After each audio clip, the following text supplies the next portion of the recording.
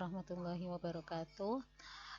Untuk video kali ini kita masuk ke materi ke 5, chapter 5. Ini tentang percabangan. Jadi di sini jelaskan percabangan ini adalah suatu perintah, ya, perintah dalam program ini memberikan pilihan. Jadi ketika perintah itu memberikan pilihan program untuk menjalankan perintah sesuai dengan kondisi yang diinputkan. Jadi kalau misalnya dia memenuhi syarat A, maka dia akan melakukan perintahnya. Ketika dia tidak memenuhi, maka dia tidak melakukan perintahnya. Ini kalau percabangan.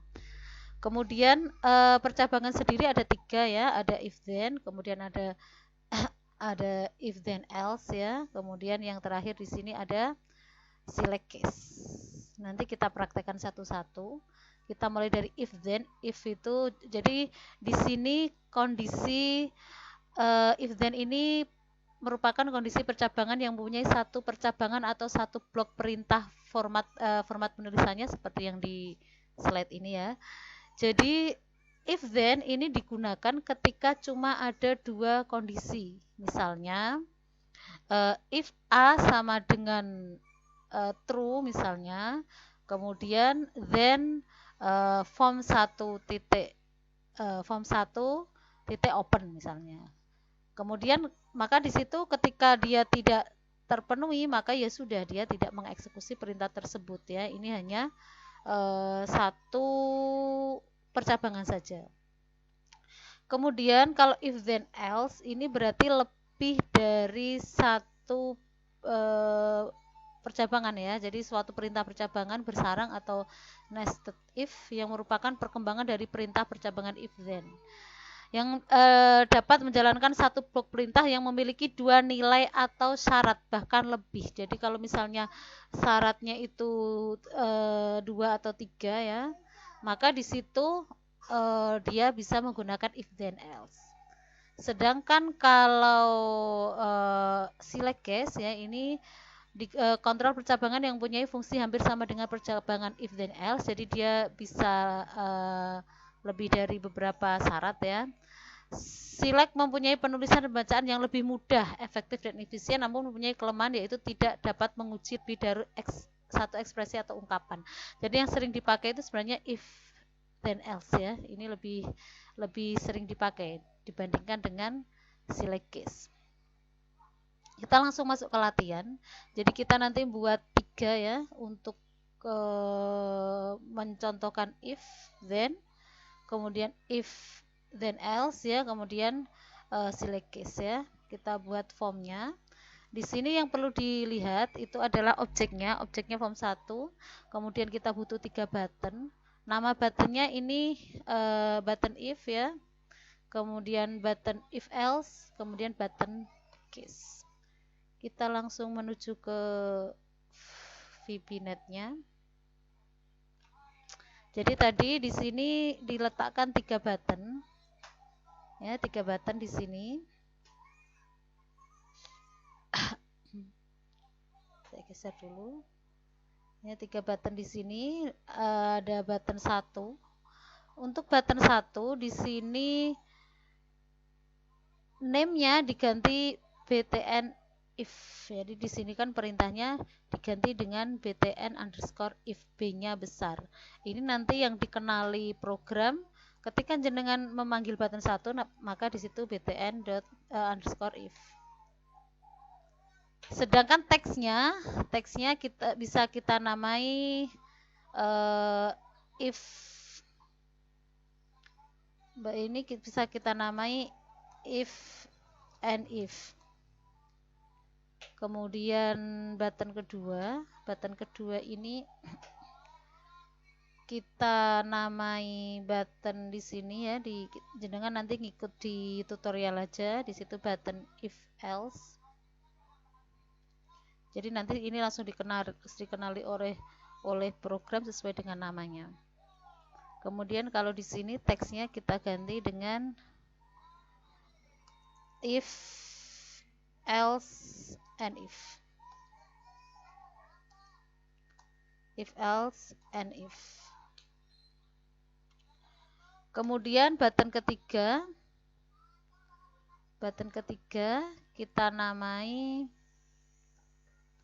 button ketiga di sini namanya adalah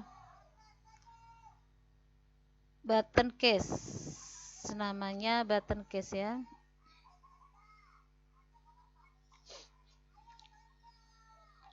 Di sini namanya button case, button underscore case.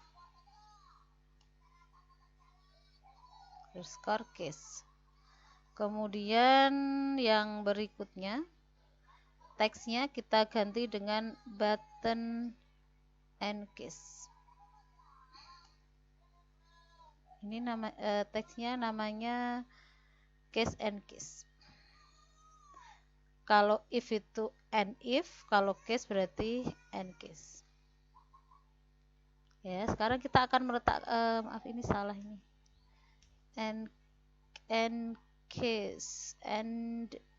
Oh, ini kurang panjang. Sekarang kita akan meletakkan skripnya, ya, skripnya di sini. Kita letakkan yang untuk button 1 dulu, ya, button if dulu. Ya, kita klik 2 kali saja, kemudian kita deklarasikan ya dim usia. Jadi nanti ini akan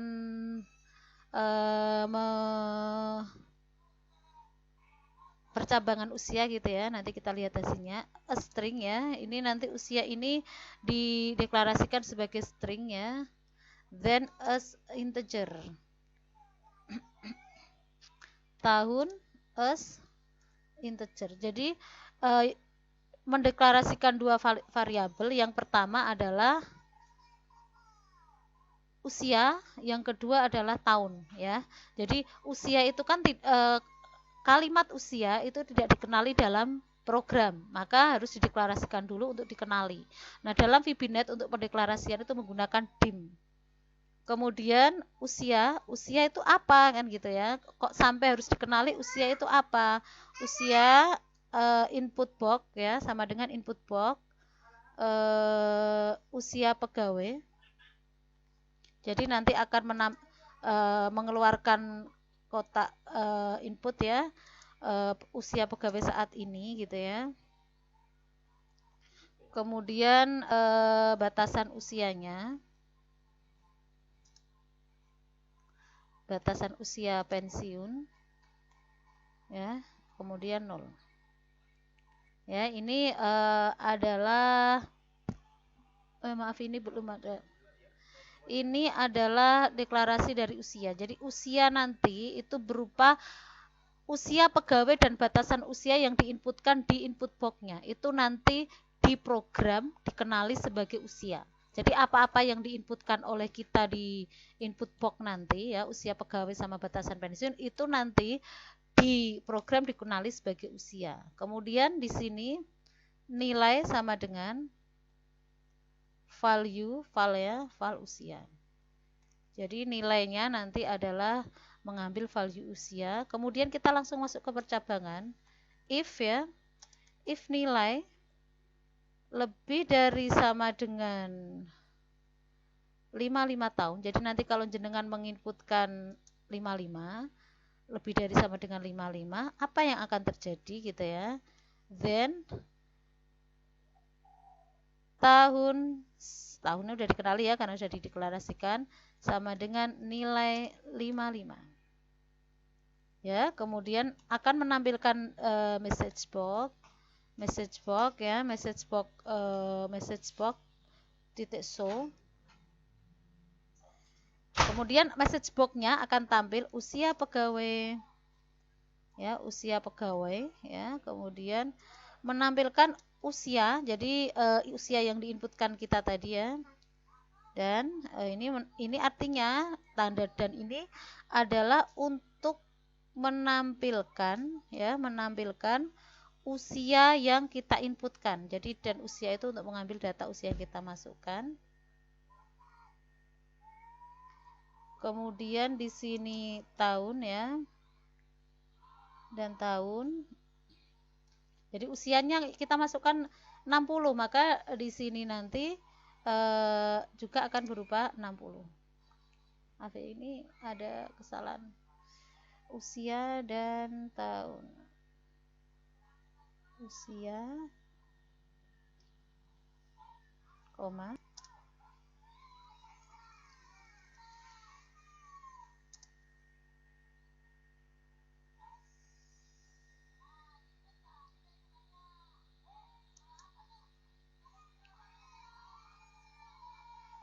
Tahun ya. Kemudian ingat ya, spasi titik koma jangan sampai ada yang ini, lumayan case sensitif ya. Konfirmasi. Kemudian kalau yang di dalam petik itu tidak perlu besar kecil, tapi kalau yang di luar petik itu pengaruh ya. Kemudian di sini message box. Message box, button oke. Message box. Oke ya, seperti ini. Kemudian kita inputkan. Oke, koma, maaf ini koma ya. Message box icon dot information. Ya, ini ya. Oke, jadi nanti akan keluar message box tersebut. Kemudian yang kedua akan ada message box lagi. Ya, akan ada message box .show. Jadi menampilkan dua message box. Kalau sudah di oke, maka nanti akan menampilkan lagi ya. Keterangan pegawai harus pensiun. Pegawai harus pensiun kapan gitu ya. Maka di sini nanti akan ada tahun berapa gitu ya. Berapa tahun gitu ya. Dan ya tahun. Jadi dia mengambil nilai variabelnya dari tahun ya. Oke ya, kemudian maaf ini ya, kemudian tahun yang lalu baru konfirmasi ya. Tahun yang lalu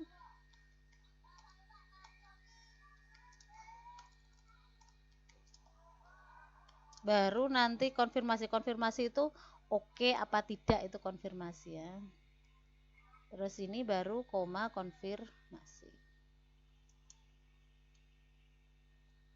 Konfirmasi koma message button oke ya, koma message button information sama. Oke ya.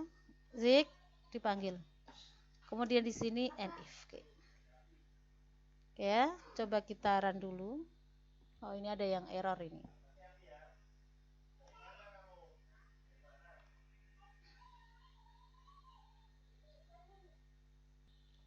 Ya, ini ada error. Error di sini kenapa? Karena di sini nilai belum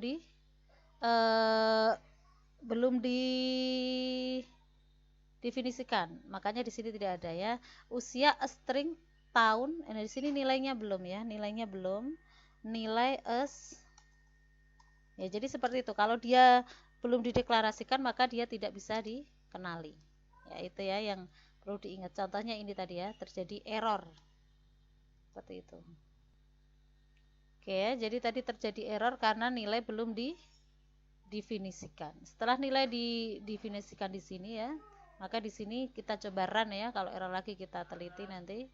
Kita run bisa. Jadi ketika kita ini, maka akan berapa usia pegawai saat ini. Misalnya saya nyebutnya 56 gitu ya. Kemudian saya oke, maka di sini usia pegawai sama dengan 56. Keterangan pegawai harus pensiun 1 tahun yang lalu. Ya. Karena apa kok 1 tahun yang lalu? Karena di sini standar untuk pensiun itu adalah 55. Ya. Kalau lebih dari 55 maka dia sudah pensiun. Tapi kalau misalnya saya inputkan di sini 48 gitu ya, oke. Nah, maka dia oke, selesai. Berarti dia tidak ada keterangan untuk pensiun.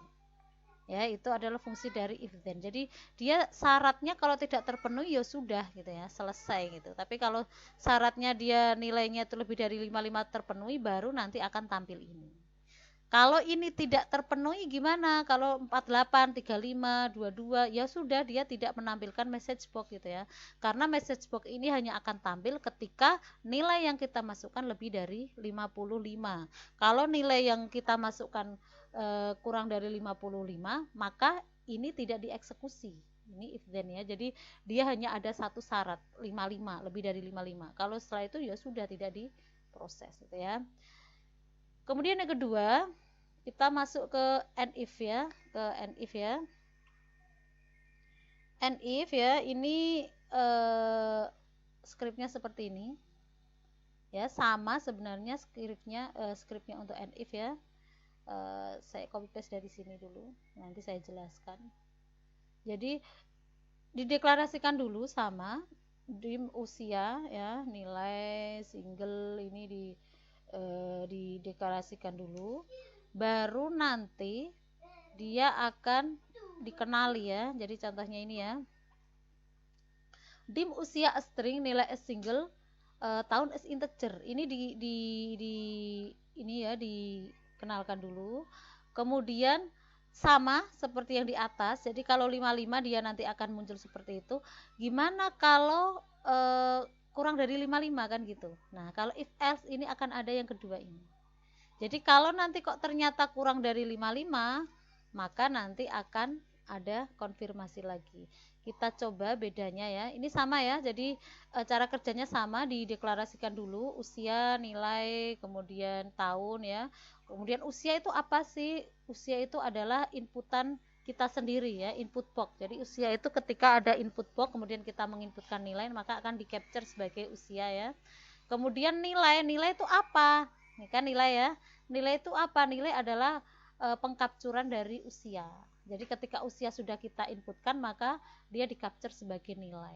Nah, maka di sini if nilai terus ya, bukan if usia. Kenapa? Karena nilai sudah di capture oleh usia sudah di capture oleh nilai. Nah, kalau nilainya nanti kurang 55 ya, nilainya 55, if nilai lebih dari sama dengan 55, maka akan tampil ini. Kalau enggak gimana? Kalau enggak akan tampil ini. Jadi ada dua pilihan. Kalau enggak ini, kalau ini. Jadi ada dua syarat ya, ada dua syarat yang dipenuhi. Tapi kalau yang pertama tadi, jadi yang pertama tadi kalau dia tidak lebih dari 55 ya udah selesai gitu ya. Selesai, udah program nggak ngapa-ngapain. Tapi beda dengan ini, kalau syarat 55 ini terpenuhi, jadi sini sampai sini itu sama dengan atas ya. Tapi di sini bedanya ada else-nya ini. Else-nya ini untuk apa? Untuk syarat kedua. Kalau syarat pertama tidak dipenuhi, maka syarat kedua lah yang akan dieksekusi gitu ya. Itu bedanya if then sama if else. Ya, jadi kalau ini ya, usia pegawai saya masukkan 48. Oke. Usia pegawai 48 tahun gitu ya. Pegawai akan pensiun 7 tahun lagi. Beda kan ya? Beda ketika kita yang pertama tadi kita masukkan 48, udah selesai gitu, program tidak mengeksekusi apa-apa lagi gitu. Tapi kalau kita pakai yang ini 48, maka dia akan ada eksekusi kedua ya. Kalau kita masukkan 55 di sini gimana? 56 sama dengan yang pertama tadi ya, pegawai pensiun 1 tahun yang lalu, sama dengan yang pertama. Kenapa demikian? Tadi ya saya ulangi ya, karena kalau if then itu ketika syarat 55 ini terpenuhi, maka ini akan dieksekusi. Tapi kalau syarat 55 tidak terpenuhi, ya udah selesai program ini ya. Kalau yang if and else itu syarat 55 terpenuhi, maka dia akan menampilkan seperti di atas tadi. Tapi kalau nggak terpenuhi, dia punya opsi lain, menampilkan yang ini ya. Itu perbedaan if else. Sekarang kita coba yang end case ya, sama juga ya, dideklarasikan dulu. Kemudian ini sama dengan cara kerjanya sama dengan if and else, cuma dia nanti ada dua opsi ya, bisa pakai if and else, bisa pakai case gitu ya. Tapi tadi sudah dijelaskan kelebihan dan kekurangan menggunakan ini gitu ya. Oh, ini belum ada end select-nya. End select. Oh, ini belum ada end select. End select ya, kurang end select. Oke ya. Nah, ini kita masukkan 48. Oke. Nah, sekarang Anda tergolong dewasa. Oke, kalau kita masukkan 80 gitu ya, coba ya. Oke. Nah, Anda tergolong manula gitu ya. Jadi di sini ada beberapa kriteria seperti if else. If else itu lebih dari 2 juga boleh, else lagi gitu boleh. Ini juga sama. Nah, case 1 terpenuhi maka dia ini. Case 5 jadi kalau misalnya umur 1 sampai 4 maka dia dikatakan balita, 5 sampai 16 nanti tergolong anak-anak, 17 sampai 24 tergolong remaja. Jadi untuk case ini select case ini akan lebih dipakai biasanya untuk penggolongan seperti ini. Jadi ada step-step yang sangat banyak gitu ya. Itu biasanya menggunakan select case ini. Ya, seperti tadi kalau 1 sampai 4 balita, 5 sampai 16 anak-anak, 17 sampai 14 remaja. Nah, ini kita biasanya lebih menggunakan select case. Tapi select case dan if else ini pada dasarnya hampir mirip ya, sama gitu ya. Oke ya. Ini percabangan, kemudian di materi itu ada lainnya ya, silahkan nanti dipelajari, dicoba. Nanti saat offline itu nanti kita nilai gitu ya, sama nanti kalau misalnya masih ada yang kurang paham nanti bisa kita bahas. Mohon maaf untuk minggu ini memang dosen informatika ini ya banyak offline-nya, banyak online-nya karena memang ngebut barang akreditasi ya, mau dikirim gitu. Jadi lebih banyak online-nya. Demikian video percabangan hari ini, semoga bermanfaat dan silakan berlatih. Selamat siang, selamat sore. Assalamualaikum warahmatullahi wabarakatuh.